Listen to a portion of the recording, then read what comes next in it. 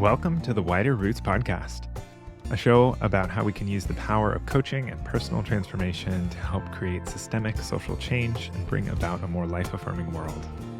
Since this is the first episode, I wanted to take some time to introduce myself and let you know what you can expect from this project and this podcast. So, hello! My name is Jeremy Blanchard. I use he, him pronouns. And I am a leadership coach, and I've been supporting leaders, activists, organizers, and folks doing social change work for over a decade now. I got my start doing climate activism when I was in college, and these days my main contribution to social movement work is through my work as a coach supporting leaders. I remember when I first heard about coaching, I was initially very skeptical. Like, what is this? I don't know. I don't know if this seems kind of weird. And then the first time I stumbled my way into experiencing coaching, I didn't have words for it, but I felt like, wow, this is so different than anything I've encountered before. And I could sense something was opening up in me that felt different than therapy. It felt different than the way I would talk with friends. And I immediately just wanted more of it. And pretty soon after I started experiencing coaching and the difference it was making in my life, I just immediately wanted other activists and organizers I knew to have access to it. I was like, oh, this can make a difference. And how do we get this out to more people? And that's what led me on the 10-year journey that I've been on. I sensed that there was potential that it could make an impact for teams, for organizations, and really for our movements as a whole. And I didn't hear a lot of people talking about that. Most of the coach training I received lacked any kind of political analysis or focus on what the world was going through, the crises we're experiencing.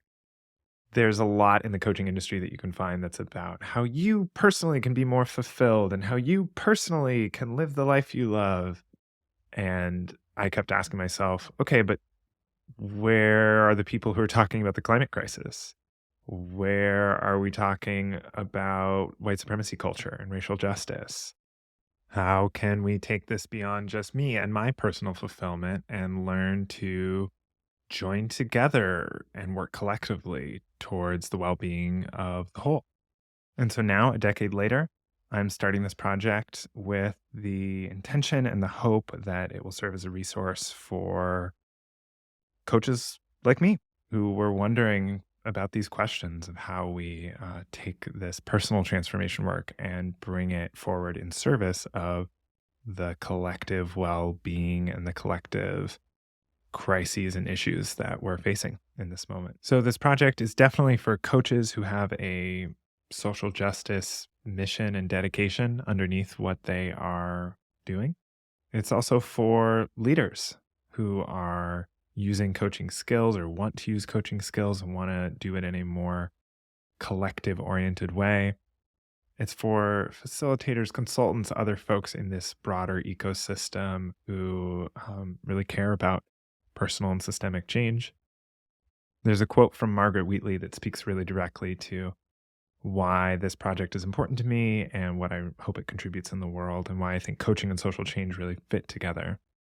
She says, "We need leaders and coaches that can help us embody the best qualities of being human: compassion, generosity, kindness, integrity, connection." And for me, that's the possibility that has me show up over and over again to coaching for social change. I believe that there's this unique magic that happens during a good coaching session where someone's full spirit and their best qualities have a chance to show up, and they get the chance to see that in themselves and then learn how to bring that forward into the world consistently. And through that, they tap into their deepest longings and their vision for the future, which we need if we're going to address what we're facing in this moment as a society. So there's a few different ways that I see us going about this exploration. The first is the impact of coaching. So looking at how can coaching support change makers and social movements? I think that's the most foundational one, and maybe in some ways the easiest to answer. When these change makers and teams and organizations get this kind of support, how does it free them up to be more effective in their work? Another level that we can come at this from is looking at how we coach.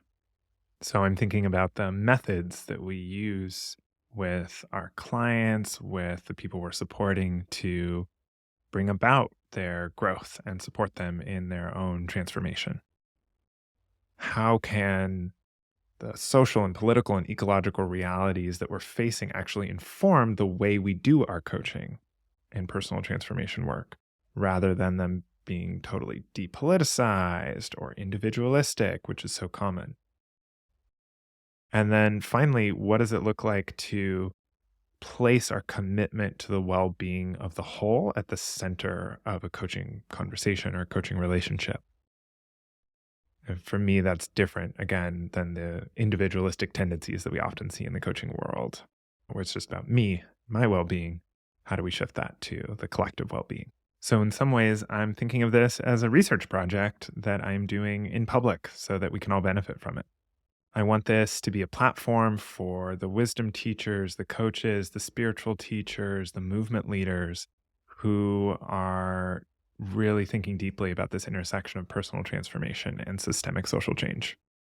One of my part time obsessions over the last many years has been to collect all of the resources that I can find at this intersection. So I've got an enormous spreadsheet full of books and articles and teachers and training programs that are helping explore this connection between personal and systemic change. And my hope is that I can bring these forward through the voices that we have on the podcast, but also share them in the newsletter and really help get these resources into more people's hands. So if you go to widerroots.com, you can sign up for the newsletter where I'm going to be sharing a lot of the resources that don't fit into an episode. A little bit about the name Wider Roots. This name is inspired by redwood trees, which you may know are incredibly resilient through even really big storms. And it's not because their roots are deep, it is because their roots are very wide and they interconnect with one another and create a really stable base. And I took inspiration from that in a few ways. One is first, just roots in general are a reminder to be connected to what nourishes us, what anchors us, and what's our vision. And it's an invitation also to widen our roots so that we can stay connected amidst storms and act in service to collective change. And finally, it's an invitation to examine the root causes of the systems of separation and domination that we live in. So, with all that in place, I want to lead us into the conversation that you're about to hear between me and my dear friend and longtime collaborator, Jess Serrante. She's a climate activist, she's a leadership coach for climate activists, she's a facilitator, and she is a podcaster. And I'll say this, coaching is something that I can geek out on endlessly, and Jess is one of my favorite people to geek out with. We've been having these kind of conversations about coaching and justice and how to bring those two worlds together for years and years now. And I wanted to have her on for this intro episode so that we could share the energy of those conversations with you as we set up more about where are we going? What are some of the questions we want to explore in this podcast? I love this conversation with Jess because we got to explore our vision for what it would be like if coaching skills and support and personal transformation work was even more widely available inside social movement spaces, and the kind of compassion, the kind of courage, the kind of vulnerability that that would help cultivate. And we also talked a lot about the coaching industry and how it's really weird sometimes and really doesn't resonate with us, and how we feel like outsiders from that particular world, and yet what keeps us in the game, why we still value this as a mode of support. And so, with all that, I want to say thank you for being here. Thank you for listening. This project is a big labor of love on my part, and I really hope it makes a difference and helps you on your journey. So, without further ado, let's dive into the conversation with Jess. Hi. Hi, Jess. What's up, buddy? Yo. Thanks for doing this. I'm so excited. Yeah. So, we wanted to talk because we've been talking about this for A decade. a long time. Mm-hmm. And we figured that if we sat down together and did the thing that we do, we would thereby introduce some of what this podcast is about. Mm-hmm. Yeah. Yeah. Yeah, it's been many long couch talks and road trips and such that have planted some of the seeds for this. Yeah. Yeah. Totally. So, yeah. Yeah. Well, I want to just say that I'm stoked that you're doing this because, I mean, and you know this, but like, I think it's a really important set of topics that you're exploring in Wider Roots. Wider Roots. Radio voice. Yeah, maybe that's a good place for us to start, actually, is like what the topics are that you want to be exploring in this. Mm-hmm. Yeah. Yeah, I'm thinking about what draws us both to this topic. Mm-hmm. And I think at least part of it, there's like two angles that come to mind. One is both of us being organizers for a long time, being in social movement spaces. And for me, coming across coaching, running into someone at a climate activist training, our dear friend Toby, who just started coach training. I had no idea what coaching was back then. Sounded pretty weird. I was immediately skeptical of it. And ending up in a conversation with him where I left the conversation feeling like that was not advice. That was not a friend conversation. That was not therapy. I don't know what it was. What did you just do to me? What did you just do to me? What was... I remember feeling that at the beginning, too. But, like, what was that? I feel like my brain just, like, got a massage and my heart is more... Like, I didn't really have words for it then, but being taken by it, struck by it, and very impacted. And started working with him as I was, like, his first paying client back in the day. And you were those first clients. I was those first paying clients. Awesome. Paying him a whopping $25 per session. Ooh. Whoa. And I just got so much out of it. I don't think I've ever said it this way before, but it was the answer to questions I didn't even know I had. Yeah. It was like a way into sustainability and how I was showing up in my activism instead of nearing burnout. Yeah. It was the way into...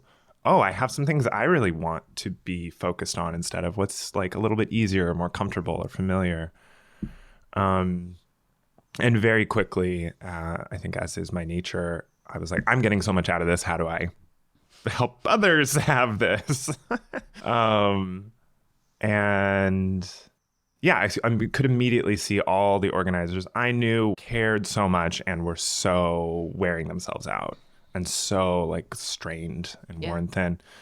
And I had this longing, this vision emerging inside me of like, God, wouldn't it be amazing if these skills for like resilience, connectedness to self, connectedness to others, connectedness to your values was everywhere in social movement spaces. Yeah. Yeah. So I think that's the heart is like, how do we, as people who are dedicated to a more just, life-affirming world, how do we resource ourselves? How do we show up and bring our full humanity, our full brilliance, full selves forward? Yeah. Yeah. Yeah. What you just said makes me think of something we were talking about last night about a conversation that I had with my mentor, Joanna Macy, and her talking about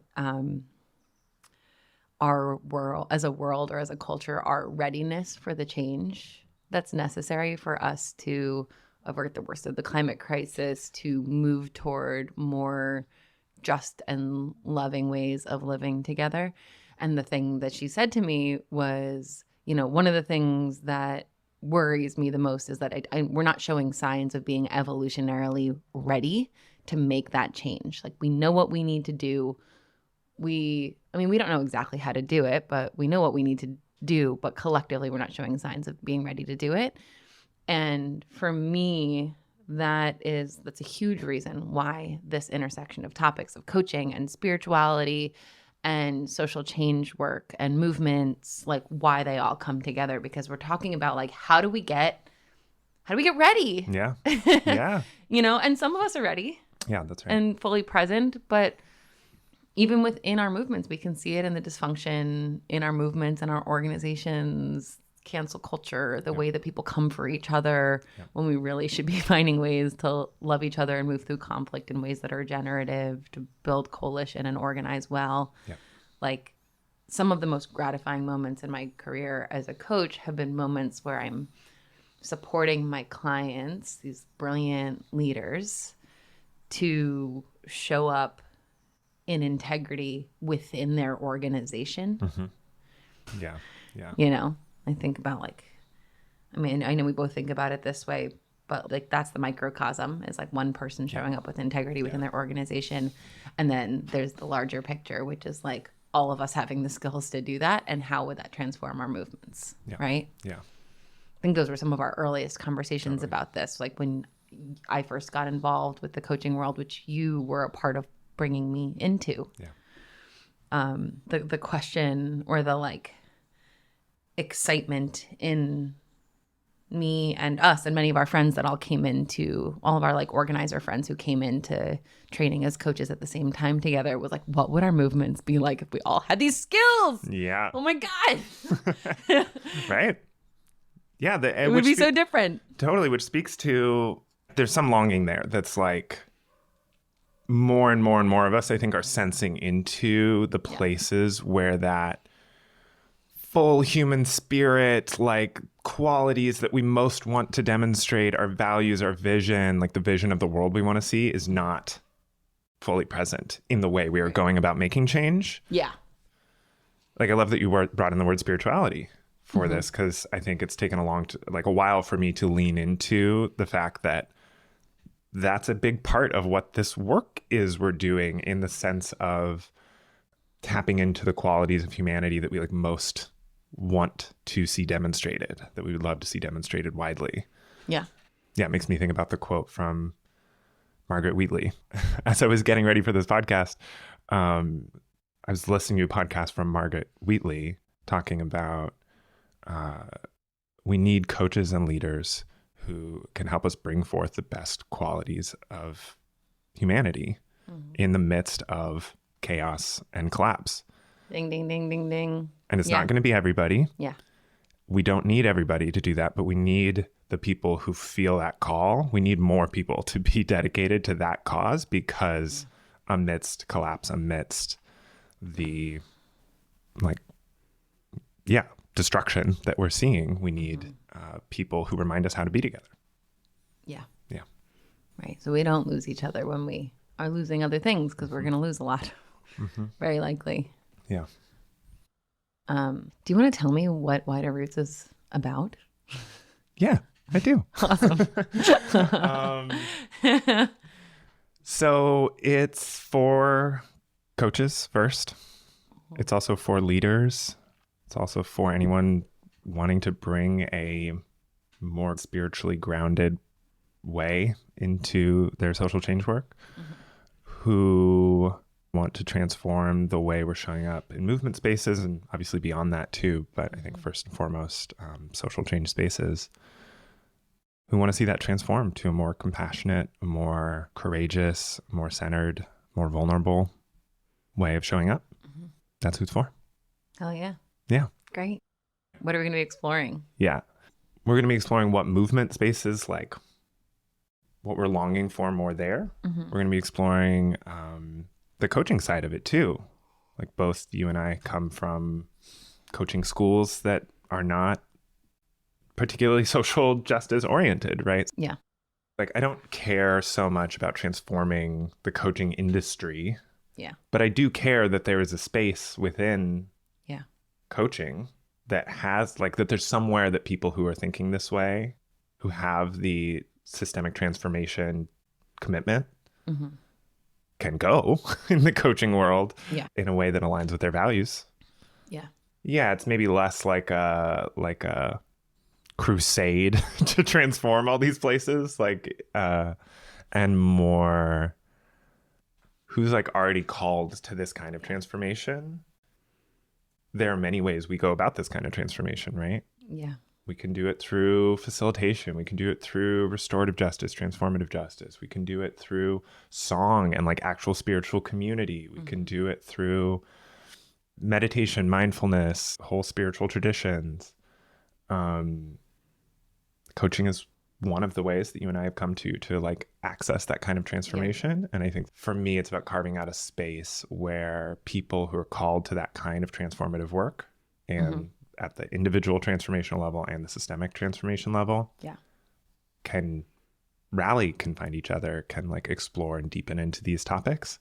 Because that's what I wanted. Like when I started on this path 10 years ago, I was like, who's doing both of these? And there was very few people doing both of these. Oh, totally. That was my experience too. Like planting a seed and holding open a space where people who see what we see or are interested in these topics can realize that there's a community. That's right. Yeah. Let me ask you another question. Okay. We've talked many times about one of the both exciting and frustrating things about being social justice coaches is feeling like there's this massive coaching world, this massive industry that surrounds us, but we don't see ourselves in a lot of it. There's an extreme that the field has come to that it does make me pause when I meet someone in the wild for the first time and I tell them that I'm a coach. Because I think a lot of people have associations with that kind of like ignorant to their privilege, pushy, individualized solutions. It feels to me like a lot of the industry has taken what is actually a lot of beauty at the heart of this work, which is about people really coming into their autonomy in their lives, like recognizing the agency that we have to create change in the world and create change in our own lives and how empowering that can be. Yeah. But taking that to the extreme is like pulling us out of the context of being creatures of the collective and belonging to a world and like purpose beyond my desires, my personal like whims, desires, cravings even. Yeah. The word that I just wrote down is control. Like the world is so chaotic. It's hard to it's hard to live in this world in this moment. Whether you're like actively in the practice of acknowledging and looking at the unraveling that we're facing and thinking about the like systemic root causes of that or not, you're feeling the presence of unraveling, the acceleration of injustice, of ecological collapse, all of that.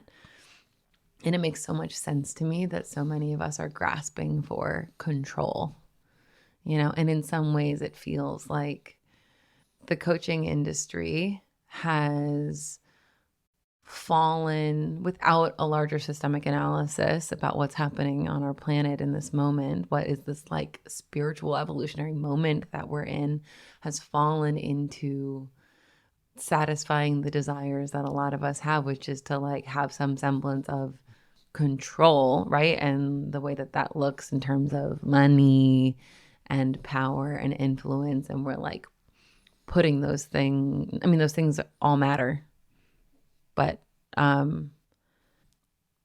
situating them outside of the like larger we need a collective shift context. Yeah. Yeah, it makes me think about security, right? Yeah. Control and security. Yeah. Right? Like what's underneath control? I want to have control so I can be safe. So I can be safe. So that I can support and take care of me and mine. Which we all want. We all want that. Yeah. There's a root in there that is meaningful, right? Of like, oh, I care about my life. I care about the people close to me. So there's a meaningful place that comes from. Mm-hmm. And the longing that I know we both have is like, right. And it's absolutely incomplete if it stops there. Mm-hmm. If it stops at, let me take care of myself, it's practically incomplete because we are bound up in one another and there's just no way to actually separate my well-being from the well-being of others. It's going to come back. Right. And it's spiritually incomplete, you know? It's like your heart is incomplete to have cut yourself off and just build up bigger walls and like a safer fortress amidst, destruction. Yeah. I'd love to talk about why we stay in it. Like why I think there's the philosophical, like big picture, like what's our theory of change that we've hit on a little bit. But there's also like a real, like in the moment, we're having either a coaching conversation or the same kind of transformational work in like group spaces. There's something that we experience that lights us up, that has us say, yes, this is worth investing in. Like, this is where I want to put my energy to support people. I'm curious what you would say about that. What comes to mind immediately is that I am in love with the people that I serve in my work.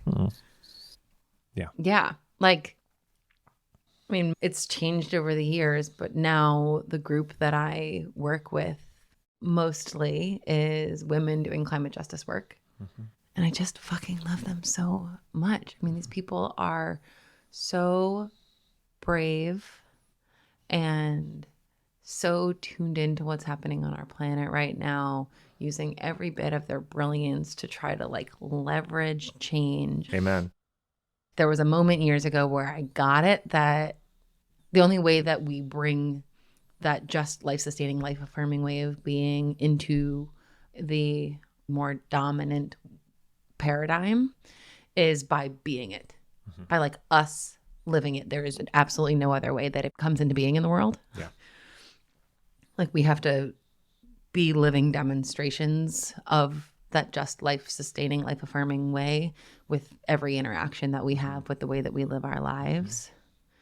It's really exciting to me as a coach to get to support people to be that microcosm of the world that they want in the way that they show up, because that is the way that the larger cultural shift emerges. And I also feel like I often get to empower people to support other people to be those seeds, right? And it's this like ripple effect. Yeah. Yeah. Yeah. Yeah. Like, there's a theory of change that says we believe that in order to bring about the world we want to see, we have to show up as the compassionate, forgiving, centered, grounded, earth connected, ancestor connected, inclusive, etc. Right. ways. We have to show up in that manner while creating and living into that future.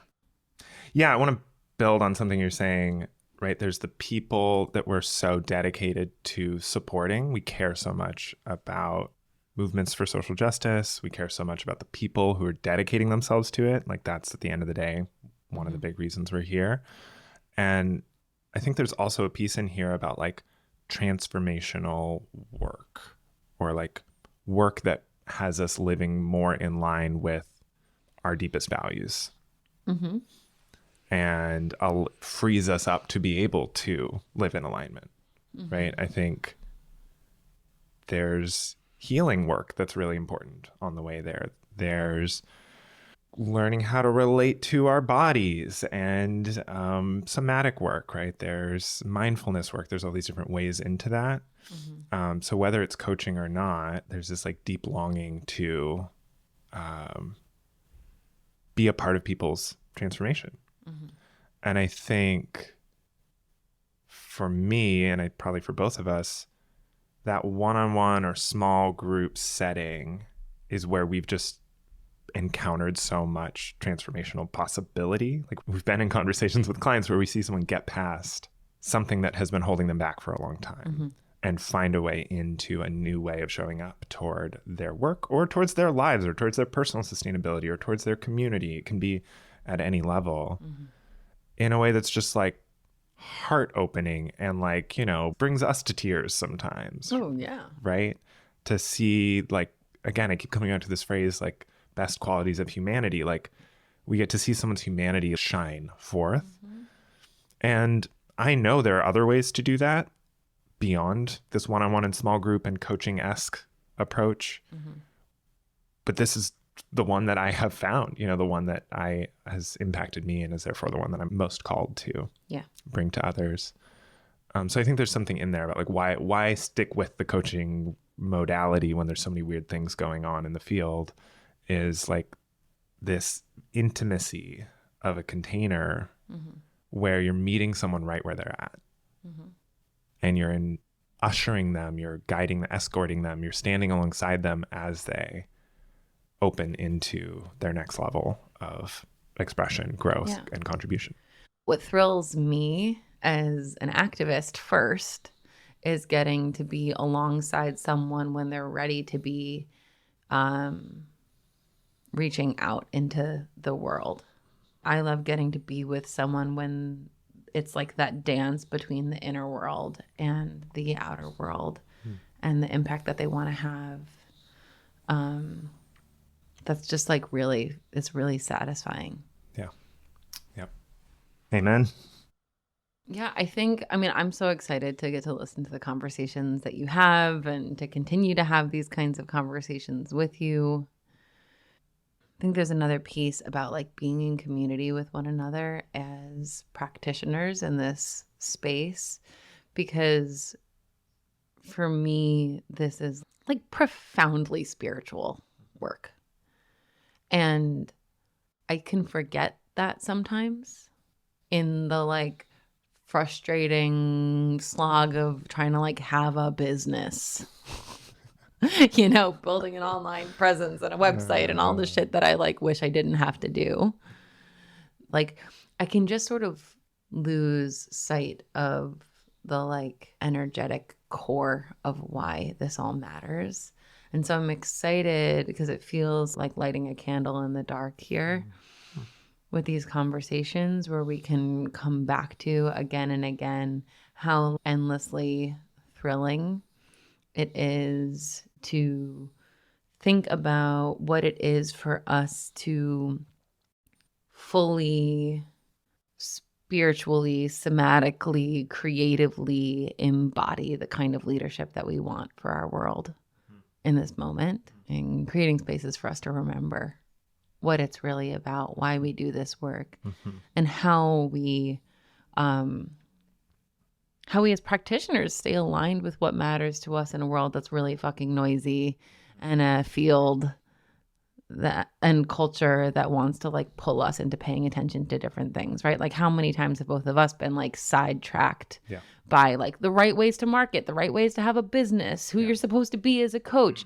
I'm so glad. I mean, it's never over, right? But I'm so glad now, like 10 years into this work, to not be so easily thwarted by that, because at the beginning it was hard. Yeah, that's right. I constantly felt like I needed to be someone else, like I was doing everything wrong. Yeah. And over time, we've come to like deepen our trust in who we are and what we have to offer. But I think that happens in community. That's right. And that's a piece of why this podcast is so important, because Jeremy, something we had that a lot of coaches don't, is that we had a moment when we came into this work together. We had, via Zotobi, the coach that brought us both into coaching and beloved friend, this community of young activists turned coaches who all fell in love with this work together. And we were swimming in these kinds of questions together, which I think if we hadn't had that, I don't know that I would still be doing this work. Yeah. So hopefully this existing and being like a beacon of like your people, you person with your heart burning for change in the world, and that's what made you fall in love with the possibility of this, to like see that your people are out there, that we're here, and that there's a lot of us, like maybe my prayer for this project is that it'll keep people in it. That's right. Oh, thank you. Yeah.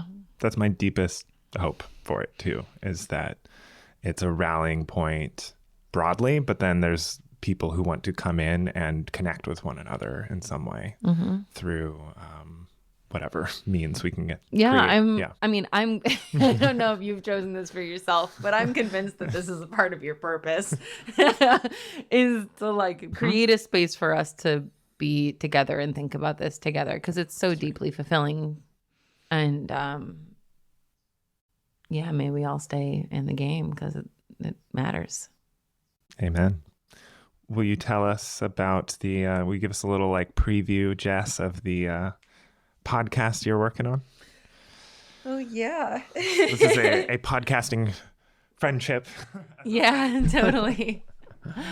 So I'm working on a podcast called We Are the Great Turning, which is a 10-episode series about climate change and spirituality and possibility. And it's a series of conversations between myself and my beloved, soon-to-be 95-year-old mentor, Joanna Macy, who is a spiritual giant in this world. She's a Buddhist. She's a systems thinker. She's a deep ecologist. She created a body of work called The Work That Reconnects. But in this podcast, the two of us are talking about what is it to be alive in this time. Yeah. Yeah, I'm really excited to put this out in the world. Me too. Yeah, it feels so of the same spirit as this podcast, because we're both dedicated to the same mission. And you've been a huge part of my podcast, this podcast, Wider Roots, coming into being. And it's been such a joy to get to stand beside you as your like very long and in-depth project is coming forward, and to see the like absolutely heartbreakingly beautiful conversations that you got to have with Joanna. So I'm excited to have you back on the show many times, including when the We Are the Great Turning podcast comes out. Cool. We can talk more about it. Yay. Thank you. Love you. I love you. I'm so glad you're doing this. Thanks. Glad we're doing it together in some ways. Yeah, we are. So many ways. Thanks, friend.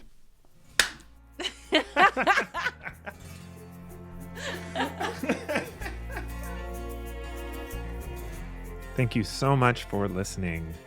Episode 2 is available now in your podcast feed. It's with my buddy Mazen Jamal, and we get to dive into some really meaningful conversations about creating belonging in our movement spaces.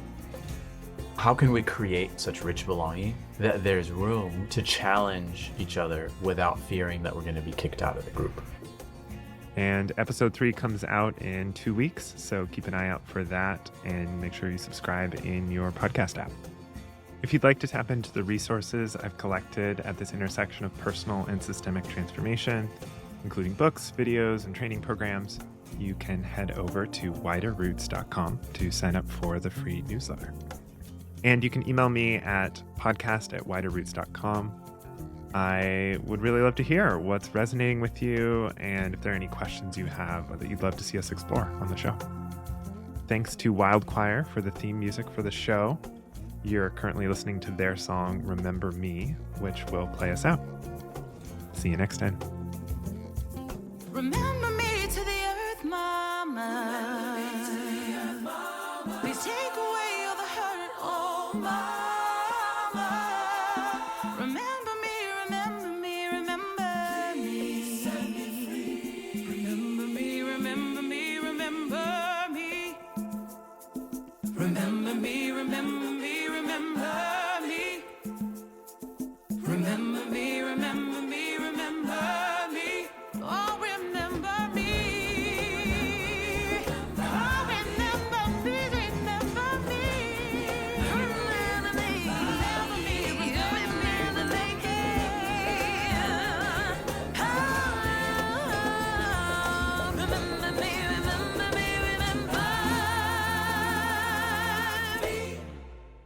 You're listening to Wider Roots. You're listening to the Wider Roots podcast.